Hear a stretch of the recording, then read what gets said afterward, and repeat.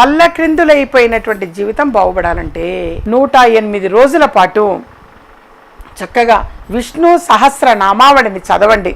వెంటనే లక్ష్మీ అష్టోత్తర శతనామావళిని చదవండి. ఆ చదివి ఆ వెంటనే చక్కగా మీరు పెద్ద పెద్ద ఏమో చేయక్కర్లేదు. మీరేమి నైవేద్యాలు చక్కగా ఒక్క అరటిపండు పెట్టినా చాలు. తమలపాకు పైన అరటిపండుని పెట్టి నైవేద్యం పెట్టండి చాలు. ఆ తర్వాత ఆ ప్రసాదాన్ని స్వీకరించండి. అది అయిపోయి హారతి ఇచ్చిన తర్వాత చక్కగా ప్రసాదాన్ని మీరు తీసుకుంటే ఒక 2 పళ్ళు నైవేద్యం పెట్టారా దంపతులు ఇద్దరు తినండి. 4 పళ్ళు నైవేద్యం పెట్టారా దంపతులు సంతానము తినండి. చక్కగా మీ కుటుంబ సభ్యుల ప్రసాదాన్ని వెంటనే తీసుకోండి. అరటిపండు మర్చిపోకుండా అరటిపండుని మాత్రం ముందు కలెక్ట్ చేసి పెట్టుకొని చక్కగా మీరు కొని తెచ్చి పెట్టుకొని సిద్ధం చేసి పెట్టుకోండి.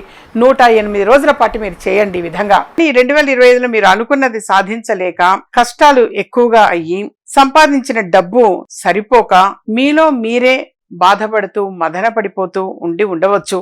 బహుశా నిజంగానే మీ జాతకంలో గనక దోషాలు అనేవి ఉంటే ఏదైనా సరే మనం అనుకున్నది పూర్తి చెయ్యలేకపోయి ఉంటే సరే ఇప్పుడైనా సరే కనీసం ఈ 2026వ సంవత్సరంలో అయినా సరే మీరు అనుకున్నది అనుకున్నట్టుగా సాధించాలి అని చెప్పి అనుకునేవాళ్ళు ఎవరైనా సరే ఒక్కసారి వ్యక్తిగతంగా జాతకము అనేది పరిశీలన చేయించుకోవటం చాలా చాలా అవసరము. ఈ స్క్రీన్ మీద కింద కనిపిస్తున్నటువంటి ఆ నెంబర్ల